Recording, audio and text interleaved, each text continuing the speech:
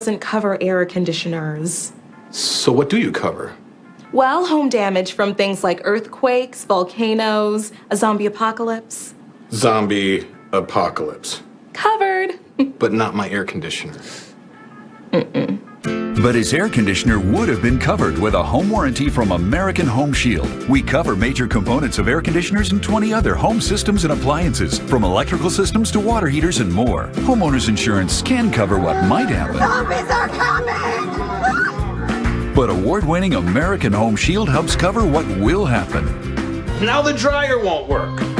Get an American Home Shield home warranty. For valuable free information, call 1-800-989-1936. Be sure with the Shield. American Home Shield. This is CNN, the most trusted name in news.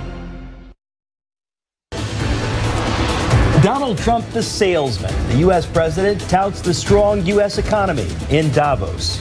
A Las Vegas casino mogul faces allegations of sexual misconduct. And Paris on alert as rising floodwaters continue to threaten parts of that beautiful city. It's all coming up here this hour. Welcome to our viewers here in the United States and all around the world. We are coming to you live from Atlanta. I'm Natalie Allen. And I'm George Howell from CNN World Headquarters. Newsroom starts right now.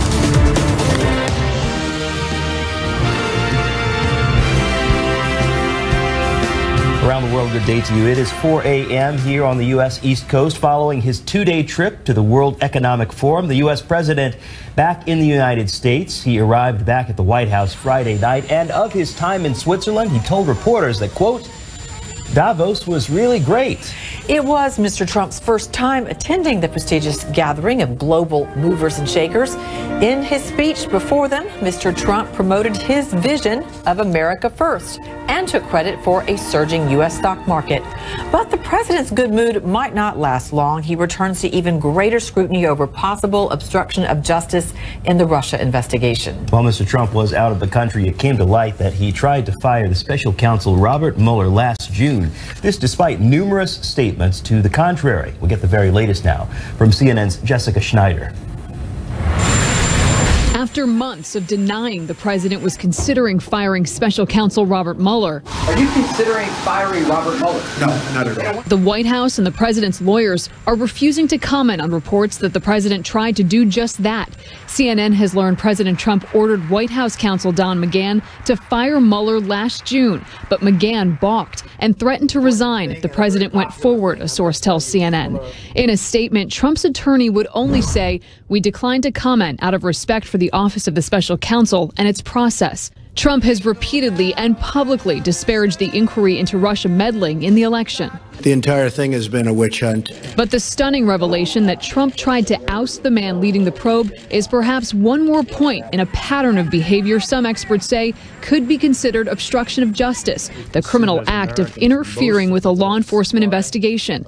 In addition to trying to fire Mueller, the president asked former FBI Director James Comey for his loyalty in January.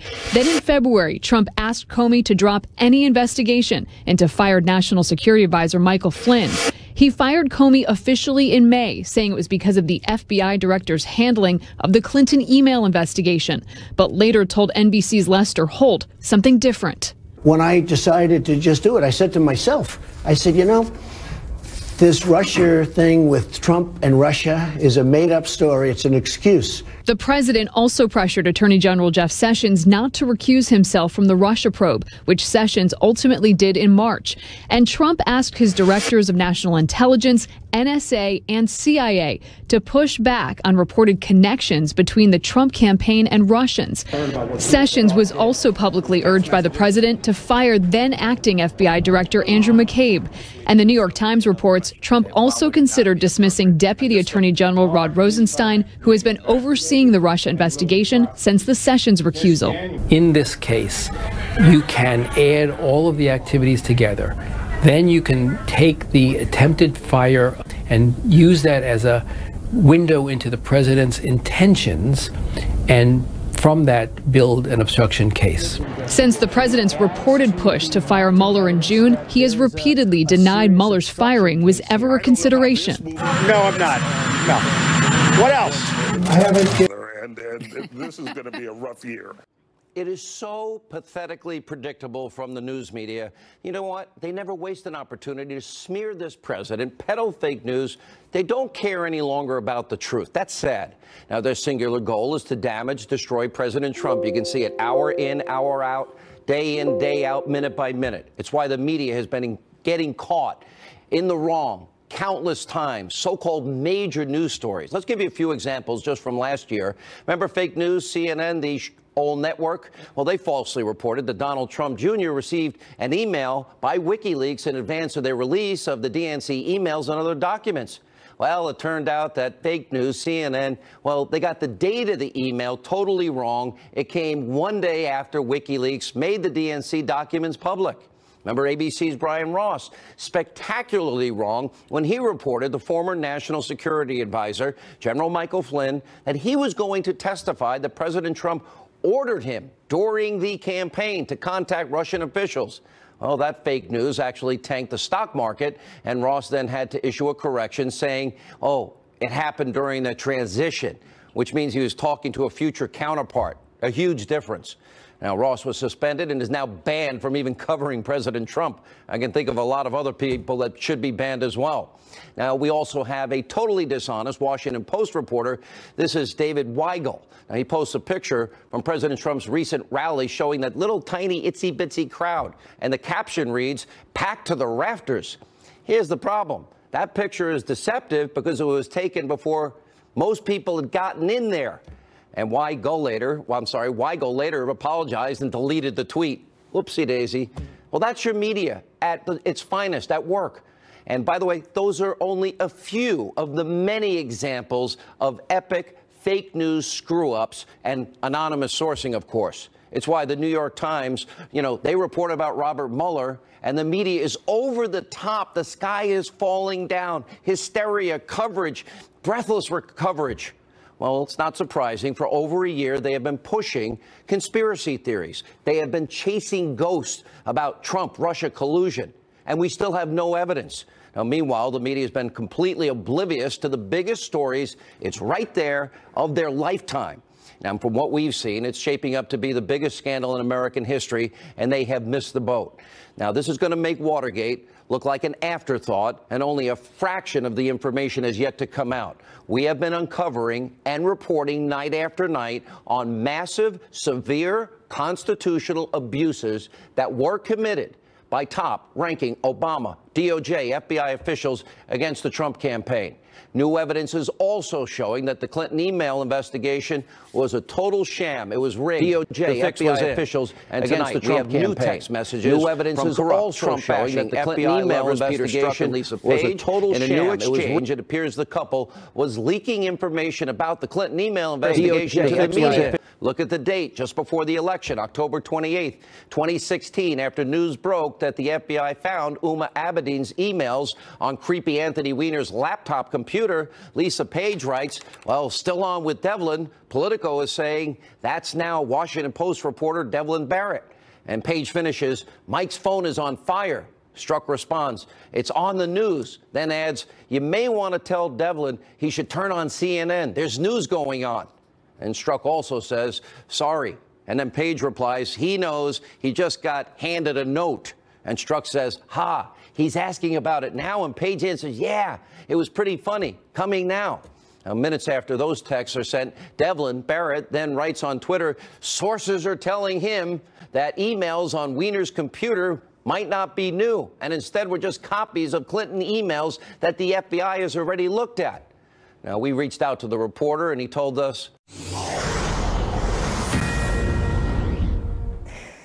This is a Fox News alert. I'm Marianne Rafferty. Secretary of State Rex Tillerson is now in Poland after attending the World Economic Summit in Davos, Switzerland. He's been meeting with his Polish counterpart, and the two are meeting with the media right now. Let's listen in. For the time he granted me yesterday evening, we also had a very lengthy and thorough exchange of issues, and it was very useful and productive for me in this visit. Poland, I think, as everyone knows, is a great democratic ally of the United States. Our ties go back to the days of the American Revolution when Polish officers helped us win our fight for independence. Our discussions today built on President Trump's visit to Warsaw this past summer. We had a straightforward and productive conversation on several key bilateral issues, as well as items of regional and global concern. I think everyone can appreciate that security is always front and center in all of America's international relationships, and none any more important than here in Poland. We appreciate Poland's cooperation and support on the stance that we, along with the international community, has taken regarding North Korea's development of nuclear weapons. And Poland has been a continuing strengthened member of that pressure regime that we have in place.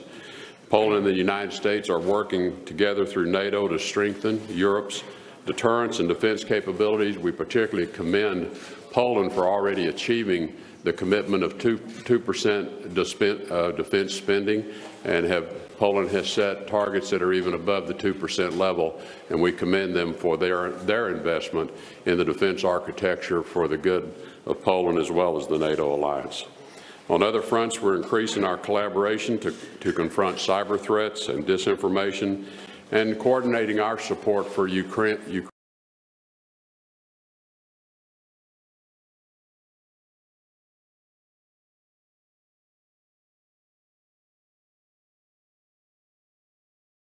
Kind of deal, which he believes will secure sort of a greater economic interest for big American corporations. Indrajit, just briefly here, I have another question on this topic of message. Given that Steve Bannon certainly no longer in the Trump administration, what are your thoughts here? And again, briefly, do you think President Trump would even be in Davos had Steve Bannon still been on the team? And what would the message have been a different America first than what we heard? I think there was a big struggle going on within the administration between the sort of Bannon nationalistic wing and the sort of Gary Cohn, head of the National Economic Council wing, which has much more to do with Goldman Sachs and the international system. I think there has been a big shift as a result of the removal of Stephen Bannon. Whether or not... Over 20% of our population lives below the poverty line, and people link the obvious. Why are we so poor? Because they steal so much. Regardless of the popularity of that issue, you have been prevented from standing in these forthcoming presidential elections. Now, do you think that Vladimir Putin is genuinely concerned or fearful of you as a political opponent? He is scared of all real competition. We see in these elections that he only allowed those to run who do not even resist, do not even do any campaigning. When they saw that we are actually fighting for people's votes, they got scared. The famous Putin's ratings, all these 86%, 70%, all of that the sociologists and political analysts love to talk about. They exist in only one scenario, when Putin places the candidates he controls. But that issue of polling numbers, I think, is important because, as you say, Vladimir Putin is polling more than 80% popularity in this country, if you believe the opinion polls. But you're polling just 2%. I mean, how much of a political threat does your movement really pose to this Kremlin juggernaut? Look, I stood for election just once in my life. In 2012, I participated in the Moscow mayor elections, and everyone was showing me polls when I had 2%. And without money or any media support, I got almost 30%. Same thing goes for the presidential elections. Putin doesn't have an 80% rating. He has an 80% rating when compared to other candidates, whom he has let run.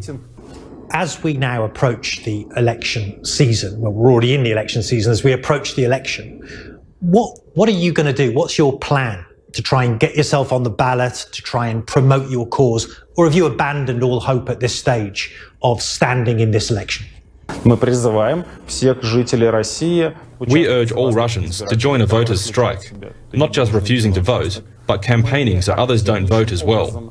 We are actively organizing this boycott, and this is the reason why we are being raided every day and our staff are being attacked. As the leading opposition figure in Russia, you've been harassed. You get regular visits from the authorities, the police, the other inspectors. You've been insulted widely, and of course you've been attacked. How concerned are you in a country like this where opposition figures have been killed in the past? How concerned are you about your own safety and security? разумный человек. Я человек из реальной жизни, который уже... I'm a reasonable man. I ran my election campaign for 12 months, and out of these months, I spent 2 in prison. So I have a clear understanding of what this regime can do. But I'm not afraid, and I'm not going to give up on what I want to do. I won't give up on my country. I won't give up on my civil rights.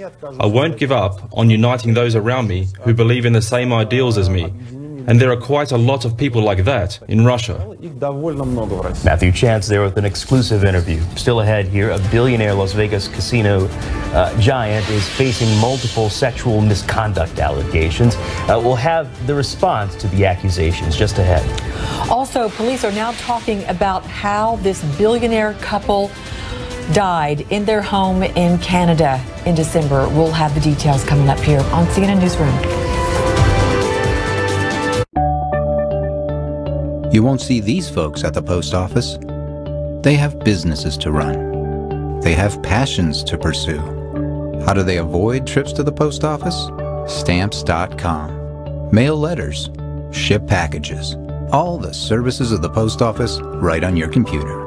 Get a 4-week trial plus $100 in extras, including postage and a digital scale. Go to stamps.com/TV and never go to the post office again. Soldiers in battle depend on clear vision. Now you can get that same HD clarity with Battle Vision by Atomic Beam. Hi, I'm Hunter Ellis, and I wear Battle Vision by Atomic Beam for crystal clear vision when it matters most. These high-tech HD polarized lenses help you see objects the naked eye can't detect. That's why soldiers depend on sharp clarity like you get with Battle Vision. They eliminate glare, enhance color, and provide UV protection for a clarity you won't get anywhere else. But check this out. These are no ordinary sunglasses. You can bend them and twist them because Battle Vision is built atomic tough. The secret's the shape memory polymer that delivers unmatched flexibility. And the frames snap back to their original shape just like new. But watch this. After being hit with rat shot from just over 10 feet away, the front of the lens is scratched, but check it out. It's still intact. Now that's what I call a tough lens. For motorcycles, they're a must. For hunting, fishing, or target practice, battle through the glare and see with sharp clarity. Similar sunglasses can cost hundreds. Call or click now and get Battle Vision by Atomic Beam, the ultimate tactical eyewear for just $19.99. We'll also include a protective carrying case absolutely free. But it gets even better. You'll also get a lifetime guarantee. If they ever break for any reason, you get your money back. Order right now and you can double this entire offer. Just pay a separate fee. We'll even ship them to you free. That's right, free shipping and handling. Battle Vision by Atomic Beam with lifetime guarantee and free shipping is just $19.99. Order now. Call 1-800-404-3894. That's 1-800-404-3894. Call or visit by battlevision.com. So call 1-800-404-3894. That's 1-800-404-3894 or visit by battlevision.com. Order now. Vacation rentals? Search Home to Go Florida from $64, Colorado from $60, Hawaii from $70. The world's largest vacation rental search engine. Go to Home to Go now and save up to 60%. Home to Go. Just because you're cooking at home doesn't mean you can't travel the globe. Plated is the meal kit for people who love food.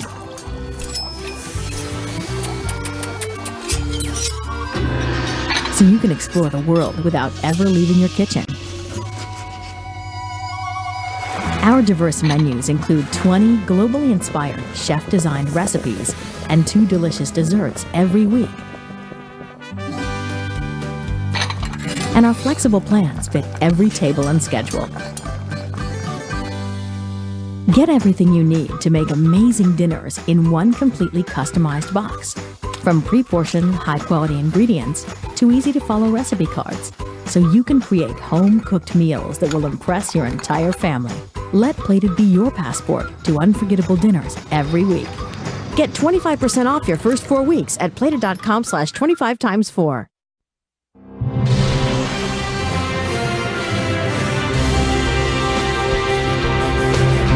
We've got breaking news to report out of Afghanistan. That's right. Authorities say that more than 30 people are dead after an explosion in Kabul. Witnesses tell CNN the blast came from a car bomb in front of the old Interior Ministry building. Again, this is a story we continue to follow on this network. Authorities telling us this number of people who were affected. We'll bring you more details as we learn more. Well, this, of course, follows last weekend when there was an attack on the Intercontinental Hotel in Kabul. 79 people wounded is what we understand at this point. 79 people have been wounded. We'll bring you more information as we learn more. Other news we're following now. All past conduct of public figures is being scrutinized in light of the Me Too movement. And now under that heading, CNN has confirmed that when Hillary Clinton first ran for president in 2008, one of her senior advisors was allowed to keep his job despite being accused of sexual harassment by a female subordinate.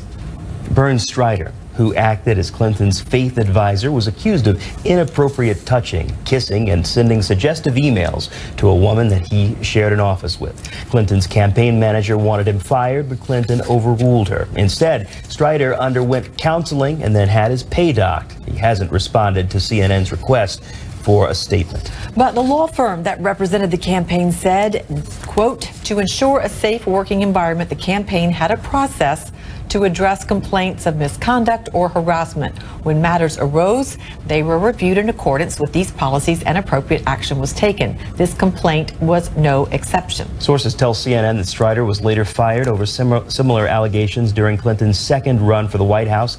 And at that time, he worked for one of the political action committees, a PAC, that supported her candidacy.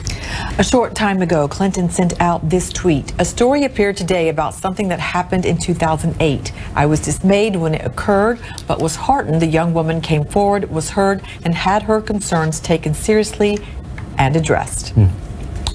One of the biggest names in the Las Vegas casino business is now the latest high-profile man accused of sexual misconduct. Steve Wynn denies the accusations from dozens of women who worked at his casinos, detailed in a Wall Street Journal report. On Friday, the board of his company, Wynn Resorts, formed a special committee to investigate the charges. CNN's Miguel Marquez shows us why the impact is being felt from Vegas to Washington. Preposterous, says Steve Wynn, the Vegas hotel and casino billionaire, to charges that he ever assaulted any woman. The blistering statement from Wynn himself after a bombshell Wall Street Journal report that a manicurist in 2005 was forced to lie on a massage table naked while she claims Wynn raped her. The Journal also reporting Wynn paid the manicurist $7.5 million in a settlement. Wynn, in his statement, said the instigation of these accusations is the continued work of my ex-wife, Elaine Wynn, with whom I am involved in a terrible and nasty lawsuit in which she is seeking a revised divorce settlement. Elaine Wynn's attorney told the Journal that's just not true. Wynn, the latest high-profile, wealthy, and politically connected man accused of sexual misconduct. The Wall Street Journal says it spoke to more than 150 employees, and dozens reported a pattern of sexual abuse by Wynn. Wynn, in his statement, said, "We find ourselves in a world where people can make allegations regardless of the truth, and a person is left with the choice of weathering insulting publicity or engaging in multi-year lawsuits. It is deplorable for anyone to find themselves in this situation." The allegations now reverberating in politics, where despite a history of supporting both parties, I'm friendly with Bill and Hillary, and I'm a friend of Donald Trump's. I haven't given a dime to either one of them. And I haven't decided who I'm going to vote for. Wynn is now closely tied to President Trump as finance chairman of the Republican National Committee. Democrats are demanding the RNC return any campaign contributions from Wynn, much the way Republicans did with Harvey Weinstein. Allegations against Wynn are now being used to put pressure on the Republican Party. The Democratic National Committee saying today the RNC have helped fund the campaign of an alleged child molester, blindly supported the GOP's attacks on women's health, supported a president who has been accused of sexual misconduct by over a dozen women, and now they remain silent amid sexual assault allegations involving Steve Wynn, one of their party's most senior officials. So last weekend, the president had to stay in Washington, D.C. because of the shutdown. He was supposed to be at Mar-a-Lago at an RNC Trump victory campaign fundraiser. One of the co-hosts of that fundraiser, you guessed it, Steve Wynn. Now, the president sent a video instead singling out Steve Wynn. CNN obtained audio of that video. Steve Wynn, I want to thank you. I want to thank the whole group.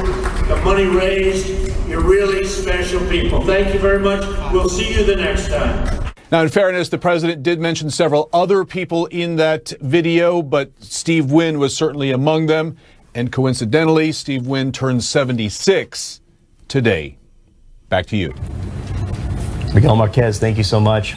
Students at Michigan State University are rallying in support of women abused by the school's former sports doctor, Larry Nassar. On Friday night, hundreds of people marched toward the school's administration building, demanding that the Board of Trustees resign. Like many of the young women who were abused, they say the board is complicit in Nassar's decades of crime for hearing complaints about Nassar but failing to act. The school is dealing with several lawsuits and is under investigation by the NCAA, which regulates U.S. college athletic programs. U.S. President Trump is back in Washington after a major speech to the world's business and political leaders. But the big question, how did it go over there in Davos? We take a look as CNN Newsroom continues. Hello, I'm Mike Lindell, inventor of MyPillow. Thanks to your support, you've helped make MyPillow become one of the fastest growing companies in America. Over the last 12 years, you've helped MyPillow create thousands of jobs right here in the USA. Every MyPillow is made with passion here in my home state of Minnesota to ensure you get the best sleep of your life. One of the things that I really like about MyPillow is the support. It gives my neck a little hug. I've never slept better in my life. What's better than a great night's sleep? Sleep is one of the most important things to your health, and MyPillow is one of the most important things to your sleep. Call or go online to order MyPillow Premium, and Mike will give you a second pillow absolutely free. Use the promo code on your screen to get 2 MyPillows for the price of 1. Don't delay. Order now. I tried every pillow from expensive down pillows that just went flat to fiber-filled pillows that rebound every time you move your head. I even tried those memory foam pillows, and the curve did not match my neck, and it probably won't match yours. That's why I invented MyPillow. My patented fill adjusts to your exact individual needs and helps keep your neck supported and aligned. When I got MyPillow, I'm asleep almost immediately. I stay asleep at night, and I wake up more well-rested in the morning. MyPillow lasts 10 years, is machine washable and dryable, and comes with a 60-day money-back guarantee. I personally guarantee MyPillow will be the most comfortable pillow you'll ever own, or your money back. Call or go online to order MyPillow Premium, and Mike will give you a second pillow absolutely free. Use the promo code on your screen to get 2 MyPillows for the price of 1. Hurry! Offer ends February 1st. With our 60-day money-back guarantee, you have nothing to lose. Sleep well, America! For the best night's sleep in the whole wide world, visit MyPillow.com. She was the victim of the most bizarre kidnapping in American history. The radical story of Patty Hearst premieres Sunday, February 11th at 9 on CNN. Were you or a loved one diagnosed with lung cancer? Call now. The cancers listed on your screen, along with the disease asbestosis, may be linked to asbestos exposure. Exposure in mills, factories, power plants, shipyards, or while working in the Navy, or as a plumber, electrician, plasterer, or maintenance worker may have put you at risk. Call 1-800-213-9110 for a free legal consultation. That's 1-800-213-9110. I'm a non-attorney spokesperson. Rated M for mature.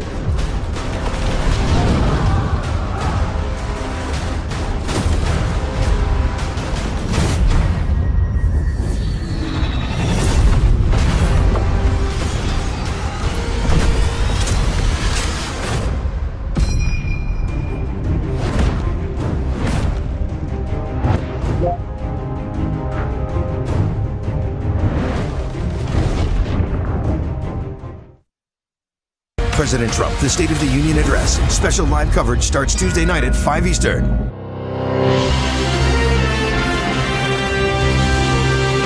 Welcome back to our viewers here in the U.S. and all around the world. You're watching CNN Newsroom from Atlanta. I'm Natalie Allen. And I'm George Howell with the headlines we're following for you this hour. Breaking news we're following out of Afghanistan. Authorities say at least 3 people are dead. More than 70 people have been wounded after an explosion that took place in Kabul. Witnesses tell CNN this blast came from a car bomb in front of the old Interior Ministry. We'll continue to follow this story, of course, for you. U.S. President Donald Trump is back at the White House after 2 days at the World Economic Forum in Switzerland. Mr. Trump received mostly favorable reviews for his speech Friday, but he faces a growing storm at home over reports he tried to fire special counsel Robert Mueller back in June.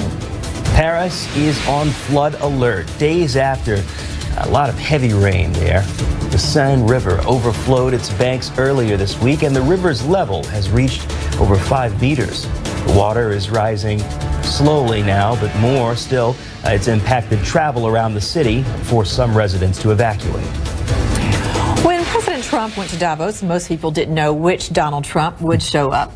True, but would it be the bombastic president, full of fiery rhetoric, or would it be the more pragmatic president that we've seen before, with measured tones for a global audience of movers and shakers? What they got? A bit of both. The one who lambasted the news media, which he often does, but the audience booed in response to that, and the one who stuck to his America First rhetoric, but with a global twist. As President of the United States, I will always put America first, just like the leaders of other countries should put their country first also. But America first does not mean America alone. That was the president at the podium, a more nuanced, you could say, America First message for world leaders there, business leaders. But the question, how did they react to it? Our Nick Robertson took the pulse at Davos. America is open for business, and we are competitive once again. Well, the applause wasn't as loud as I was expecting, and I did manage to speak to somebody in there I know, a former minister from the Middle East, and I asked him what he thought of it, and he said, well, you know, sort of disappointed. There was nothing in there about the world, nothing there that he was really hoping to hear. Anyway, let's go and find out what other people have to say.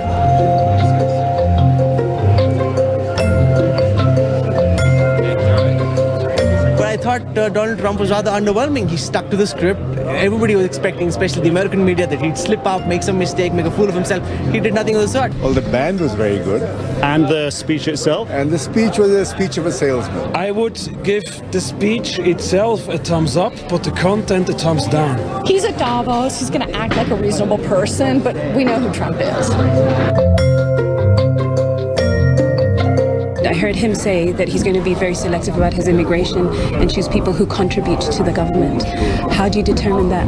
How do you determine if a refugee contributes to the government before they've come into a country? I believe that what Donald Trump stands for is a world of competition. I'm not against competition at all, but if governments compete, there's 50% winners and 50% losers. The President of America, we expect a global perspective from him, that how he sees the changing power matrices in the world. And that was not there. I think there was a lot of curiosity as to what those comments would be, but I think that it was well received here in Davos. People are beginning to leave now and take their thoughts away home with them. I guess my takeaway, along with some of the things I've heard from people here, is they've heard the words, now let's see what the actions are. Another year before the next Davos. Nick Robertson, CNN, Davos, Switzerland. All right, let's talk more about it with Stephen Erlinger. He's chief diplomatic correspondent for the New York Times. He's in Brussels, Belgium. Stephen, thank you for being with us. After listening to those comments, sounded a bit lukewarm, but overall, Mr. Trump didn't do anything glaringly bad, like sometimes he can, going off script, except of course try to nail the media. No, I think he was behaving himself. Yes. Look, he's a businessman, he's a salesman, he's a real estate guy, he's also president. Which comes first? Sometimes one wonders. But he was in with the global elite, the same people he loved to criticize during the campaign, and he felt comfortable with them. These are business leaders, and he read a